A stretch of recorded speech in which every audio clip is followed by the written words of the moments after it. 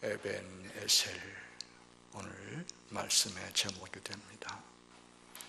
내 인생의 가을이 오면, 이란 아름다운 시를 하나 먼저 좀 들어봅시다. 내 인생의 가을이 오면 나는 너에게 물어볼 이야기들이 있습니다. 내 인생의 가을이 오면 나는 나에게 사람들을 사랑했느냐고 물을 것입니다. 그때 가벼운 마음으로 말할 수 있도록 나는 지금 많은 사람들을 사랑하겠습니다. 내 인생의 가을이 오면 나는 나에게 열심히 살았느냐고 물을 것입니다. 그때 자신 있게 말할 수 있도록 나는 지금 맞이하고 있는 하루하루를 최선을 다하며 살겠습니다. 내 인생의 가을이 오면 나는 나에게 사람들에게 상처를 준 일이 없었냐고 물을 것입니다. 그때 자신 있게 말할 수 있도록 사람들을 상처 주는 말과 행동을 하지 말아야 하겠습니다. 내 인생의 가을이 오면 나는 나에게 삶이 아름다웠느냐고 물을 것입니다. 그때 기쁘게 대답할 수 있도록 내 삶의 날들을 기쁨으로 아름답게 가꾸어 가야겠습니다. 유명한 윤동주 시인의 아름다운 시입니다. 인생의 일생을 추나추동으로 비유해서 얘기를 하지요. 청소년기까지는 봄이라고 하지요. 청년 시기는 여름이라고 하지요. 중년 되면 가을로 얘기하지요. 노년 되면 겨울로 얘기하지요. 이 자리에는 가을, 겨울 사시는 분이 많이 계신데 윤동주 시인은 여름도 못 살아보고 그 세상을 떠난 거 다 아시죠? 내 인생의 가을이 오면 천재는 천재예요. 가을을 생각하면서 어떻게 살까를 고백하고 있어요. 여러분들 어떻게 사실래요? 아름답게 사십시오. 열심히 사십시오. 원하든 원치 않든 계절은 바뀌고 벌써 오늘도 아침에는 가을을 흠뻑 느낄 정도로 기온이 뚝 떨어져서 좀 추워지는 것 같습니다.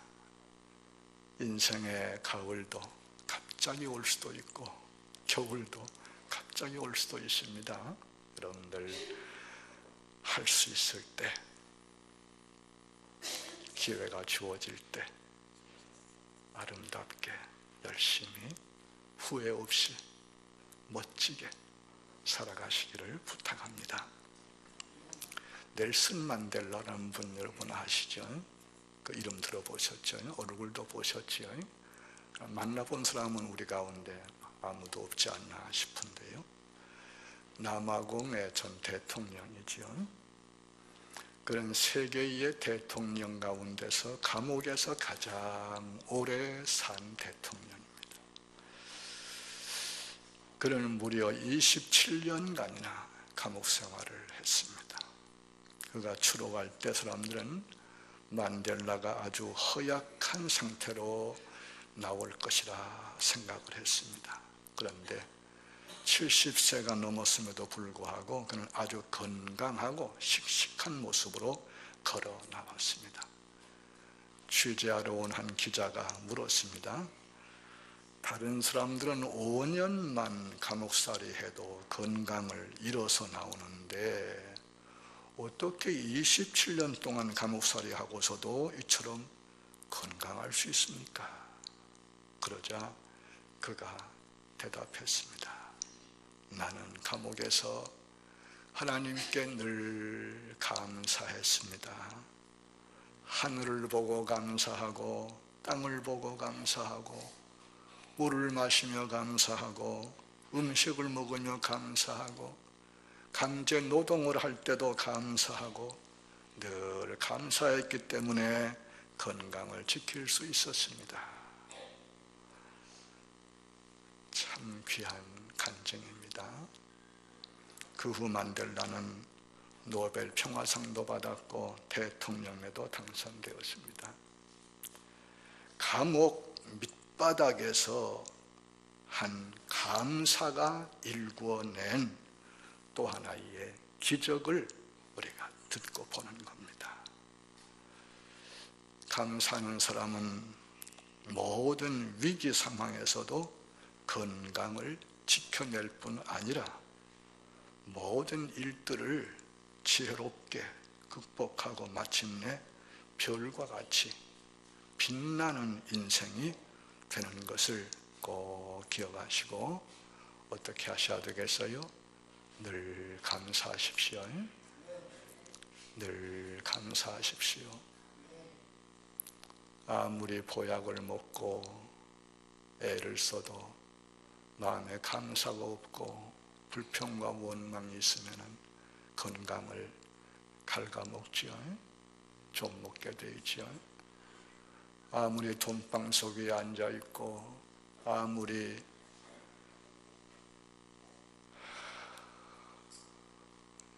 좋은 데 살아도 감사가 없이 마음에 불평과 근심이 있으면 건강을 갉아먹고 인생이 불행해지는 거 여러분 아시죠? 네. 감사는 환경에 있지 않습니다. 제가 지난주 설교했습니다. 감사는 믿음의 열매입니다. 하나님을 정말 믿고 신뢰하고 내가 하나님의 자녀인 것을 믿고 산다면 감옥에 있어도 감사가 나오고 배가 좀 고파도 감사가 나오고 뭐가 내 마음같이 안 돼도 감사가 나오고 거기에 영육간의 건강이 있는 줄 믿습니다. 구약 성경에 나오는 이스라엘 민족 참 특이한 민족이지요. 믿음의 조상인 아브라함의 후손들이지요. 하나님의 백성이지요. 참 특이한 민족이에요. 하나님께서 아브라함을 선택해 부르시고 그 후손들을 하나님 백성으로 구별하셨습니다. 이 이스라엘 민족은 신약 성경에서 예수님 믿는 성도들로 이어지지. 여기엔 민족이나 인종의 차별이 없고 구별이 없습니다. 남녀노소 무론하고 빈부귀천 무론하고 누구든지 예수님만 믿으면 하나님의 백성이 되고 그분의 자녀가 되어서 하나님의 사랑 안에서 살고 하나님의 보호하심 가운데 살고 하나님께서 보장해 주시는 영생을 사는 것을 믿으시기 바랍니다. 이 구약 성경의 이스라엘 백성 신약시대 교회의 모형이지요. 이런 의미에서 이스라엘 백성의 역사와 삶을 기록한 구약 성경은 우리 성도 교회들에게 본보기가 된다고 성경은 말씀해 주고 있어요. 우리는 구약 성경에 나오는 이스라엘 백성의 역사와 삶을 통해서 하나님을 만날 수 있고 하나님의 음성을 들을 수 있고 그분의 뜻을 알 수가 있어요. 그래서 우리는 구약 성경을 많이 읽고 잘 알아야 할 필요가 있는 거예요. 오늘 앞서 봉독한 본문의 말씀, 위기를 만난 이스라엘 민족이 하나님의 도우심으로 구원을 받은 후 하나님께 감사함으로 전보다 더 복되게 살았다는 얘기입니다. 주전 11세기경 엘리 제사장이 이스라엘을 지도하던 때 블레셋 나라가 이스라엘을 침략합니다.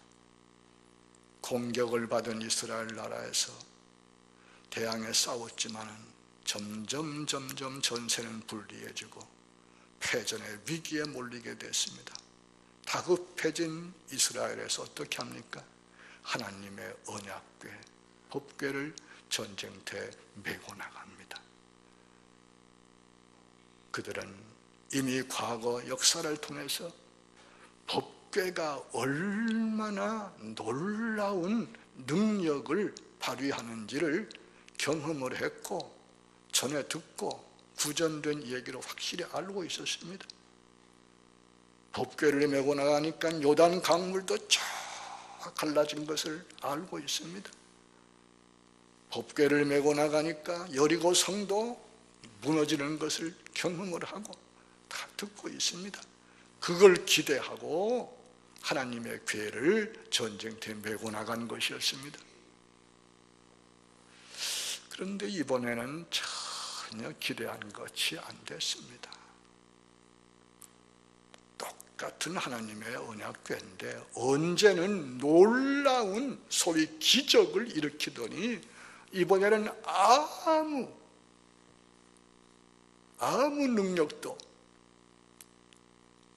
보이지 않고 그저 평범한 하나의 나무괴짝 상자에 불과한 게 됐습니다. 법궤를 메고 나갔는데 여전히 전생불리하고 마침내 전쟁에 지게 되면서 법궤를 메고 나갔던 제사장의 아들들, 제사장이지요. 두 아들들이 전사합니다. 그 소식을 듣고 제사장 엘리는 의자에 앉아있다가 갑자기 충격을 받고 넘어지면서 목이 부러져서 죽습니다. 이 놀라운 사실을 연거푸 들은 그 며느리가 만삭인데 갑자기 산고를 겪으면서 결국 아기를 낳다가 죽습니다. 얼마나 불행한 일입니까? 그리고 법궤는 빼앗겨서 블레셋 나라에서 가져갔습니다. 그로부터 이스라엘은 블레셋 나라의 지배를 받습니다.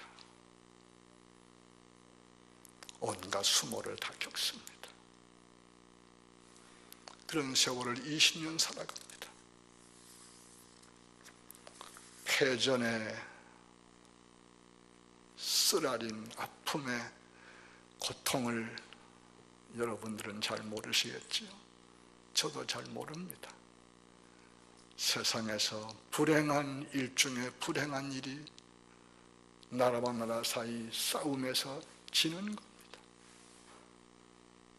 온갖 수모를 다 겪지요. 거기 자유가 있습니까? 무슨 인권이 있습니까? 뭐가 있습니까? 다 빼앗기. 정말 비참한 생활. 20년간 블레셋의 지배 아래에서 이스라엘이, 하나님의 백성이 비참하게 살아가는 것입니다. 그러니 자연스레 이스라엘이 하나님을 찾기 시작합니다. 하나님, 불쌍히 여겨주세요. 하나님, 도와주세요. 용서해 주세요. 울면서 하나님께 도움을 구하는 거예요. 성경 말씀에 그때 이스라엘이 하나님을 간절히 사모했다고 그랬어요. 하나님 좀 도와주세요. 이 고통 불행에서 건져주세요. 했다는 거예요. 그때 죽은 엘리의 뒤를 이어서 사무엘이 통치하는데 사무엘이 백성들에게 얘기하죠. 너희가 정말 하나님을 사모하고 하나님의 구원을 원한다면 아스타롯과 모든 우상을 다 제하여 버리고 하나님만 섬겨라. 다행히 백성들이 사무엘 말을 듣고 우상들을 다 치우고 없애고 하나님만 섬겼어요. 여러분, 여기서 우리 한 가지 꼭 알 게 있습니다. 하나님을 섬기지 않는 게 아니에요. 하나님을 믿고 섬기는데 우상 귀신들도 섬기는 거예요. 이것이 오늘날 교회의 큰 문제예요. 하나님도 의지하고 이것도 의지하고 여기 문제가 있는 거예요. 사무엘이 다시 백성을 미스바로 불러 모읍니다. 너희는 다 모여라. 거기서 금식하면서 회개 운동이 일어납니다. 하나님께 우리가 범죄했습니다. 용서해 주세요. 살려 주세요. 울면서 백성들이 회개 운동이 일어났습니다. 백성이 모인 걸 알고 블레셋 나라에서는 이놈들이 반란 일으키고 우리하고 싸우려고 모였구나, 그래서 생각하고는 또 쳐들어왔어요. 사무엘이 하나님께 흠없는 어린 양을 바치면서 제물을 번제를 드리면서 하나님께 회개하면서 기도하는데 적군들이 쳐들어와서 공격을 시작합니다.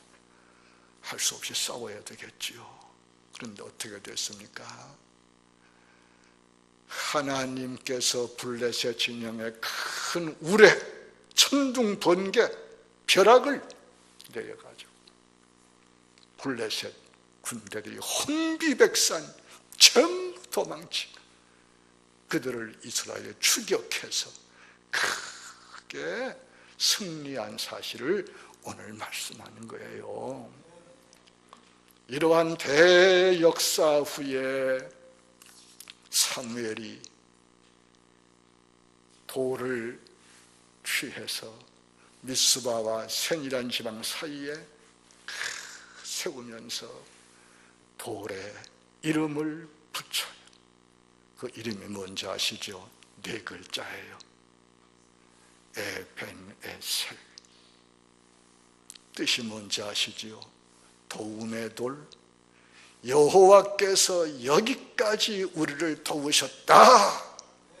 신앙 고백입니다. 하나님 찬양입니다. 하나님께 감사하는 것입니다. 여러분, 우상을 버리고 하나님께로 돌아와서 하나님께 생사를 다 맡기고 하나님께 매어 달릴 때 하나님께서 신비한 방법으로 역사하셔서 대적을 다 물리쳐 주시고 승리하게 하시는 거 믿으시기 바랍니다. 오늘 말씀 보면은 이 에벤에셀 기념비를 세운 후에 하나님께서 이스라엘에게 주신 큰 복, 은혜 3가지가 나와요. 첫 번째 뭔지 아세요? 늘 괴롭히던, 수십 년 동안 괴롭히던 그 블레셋을 딱 막아주셔서 다시는 침입하지 못하게 하시는 거, 할렐루야, 믿으시기 바랍니다. 대적을 딱 막아주시는 거예요. 우리의 대적 가운데 대적은 뭔지 아시죠? 사람이 대적이 아니에요. 사람은 다 사랑의 대상, 우리 이웃이고 사람이 적이 아니에요. 그 사람을 이용해서 우리를 괴롭히고 시험에 들게 하는 배후에 조종하는 뭐예요? 눈에 보이지 않는 뭐예요? 원수 마귀. 마귀가 항상 우리의 대적이에요. 마귀가 사람을 통해서 나를 괴롭힐 수 있고 시험할 수 있고 유혹할 수 있어요. 어떤 사건을 통해서도, 무슨 물건을 통해서도, 돈을 통해서도, 하여튼 그 전부 다 마귀가 그걸 이용을 해서 하나님 백성들을 괴롭히고 하나님 백성답게 살지 못하도록 하는 거 아셔야 되는데, 하나님께서 이 대적을 막아주신단 말이에요. 사탄이, 마귀가 아무리 강하고 아무리 비상해도 하나님 앞에서는 꼼짝 못하는 거 다 믿으시죠? 이럴 때 아멘 하지 않는 분들은 나하고 감정이 있던가 아니면 믿음이 없던가 둘 중에 하나예요. 근데 뭐 나하고 감정이야 있겠어? 없을 테고 믿음이 없는 거예요. 여러분들 눈에 보이는 세계만 보고 살지 마세요. 눈에 보이는 세계 뒤에 눈에 보이는 세계를 조종하고 주장하는 사탄의 세력, 악의 역사를 여러분 보셔야 되는 거예요. 그 역사 이기고 막아내려면 뭐 해야 돼요? 에베네셀, 하나님께 감사하는 삶을 사셔야 되고 하나님을 의지해야 한단 말이에요. 두 번째, 에베네셀 기념비를 세우고 받은 은혜가 뭐예요? 블레셋에게 빼앗겼던 땅들 도로 다 되찾았어요. 회복의 역사예요. 잃었던 거 다 도로 찾은 거예요. 얼마나 감사한 거예요. 여러분들 오래 사시면서 손해보신 거 있어요? 빼앗긴 거 있어요? 이런 거 있어요? 여러분들 이번 10월달 다음 주일 추수 감사주일 지키면서 에벤에셀 기념비를 세워보세요. 에벤에셀을 세워보세요. 하나님께서 다 회복시켜 주실 줄 믿습니다. 하나님께서 도와주지 아니하시면 우리가 별짓 다 해봐도 별거 아니에요. 시편 뭐라고 그래요? 여호와께서 집을 세우지 아니하시면 세우는 자의 수고가 어때요? 다 헛되며 여호와께서 성을 지키지 아니하시면 파수꾼의 깨어있음이 지킴이 다 어때요? 헛되도다. 셋밭도 아니라 별걸 다 갖다 놓고 지키려고 해봐도 하나님이 지키지 아니하시면 개도 눈이 멀어, 개도 짖지도 않아. 그래서 다 잃어버리게 돼 있어. 아멘. 또 아멘 하지 않는 분들이 있네. 참 고집도 세다. 아이고. 여러분들 하나님을 경외하세요. 하나님을 정말 믿으세요. 그분이 우리의 아버지이신 거, 그분이 창조주이신 거, 그분이 만유의 대주제이신 거 믿으세요. 그래서 하나님 의지하세요. 하나님께 잘 보이세요. 하나님께 눈 밖에 나면 별거 다 해봐도 다 무위고 아무것도 아니에요. 하나님 눈에 들어야, 하나님 마음에 들어야 잃었던 것도 회복되고 되찾고 대적을 막아주시는 은혜를 누리는 거예요. 세 번째 은혜가 뭔지는 그 다음에 나오지요. 주변에 적과 평화하게 해서 싸울 일이 없게 한다는 거예요. 적이 없어지는 게 아니에요. 그대로 상존해요. 여전히 있어도 평화해요. 싸울 일이 없어지는 거예요. 여러분들 싸운다는 거 참 힘든 거 아시죠? 싸운다는 게 보통 힘든 게 아니에요. 생존 경쟁도 보통 힘든 게 아니에요. 그러나 우리 하나님께서 역사하시면 싸울 일이 없어지는 거예요. 싸우지 않고도 편안하게 복되게 살 수 있는 거 믿으시기 바랍니다. 우리는 주님께서 말씀하신 대로 이리 가운데 양 같은 존재입니다. 세상이 우리를 절대 사랑하지 않습니다. 사랑하지 않는 세상을 향해서 도움을 청해봐야 도움 받을 거 아무것도 없습니다. 우리는 하나님, 세상 위에 하나님, 창조주 하나님, 그분의 자녀로서, 그분의 백성으로서 그분과 화목하고 그분의 사랑을 받으면 그분의 능력과 백으로 세상을 넉넉히 이기면서 살 수 있는 것 믿으시기 바랍니다. 성경은 말씀하지요. 너희 대적마귀가 우는 사자같이 두루다니며 삼킬 자를 찾고 있다. 너희 믿음을 굳게 해서 그를 대적해라. 여러분들 꼭 아셔야 합니다. 눈에 보이는 물질 세계만 보고 사시면 대단히 어리석고 위험합니다. 물질 세계를 조종하는 배후의 세력을 우리는 항상 알아야 합니다. 그것을 이길 사람은 아무도 없습니다. 오직 하나님만이 이길 수 있습니다. 하나님만이 다스릴 수 있습니다. 그 하나님 앞에 늘 우리의 믿음을 바치고 충성을 바치고 사랑을 바치되 그러한 열매로 감사하는 여러분 되시기 바랍니다. 에벤에셀, 여호와께서 여기까지 우리를 도우셨다. 기념비를 크게 세우고 하나님께 늘 감사함으로써 하나님의 사랑과 은혜 가운데 승리하고 성공하고 아름답게 멋지게 살아가는 여러분들 다 되시기를 축원합니다. 기도하겠습니다.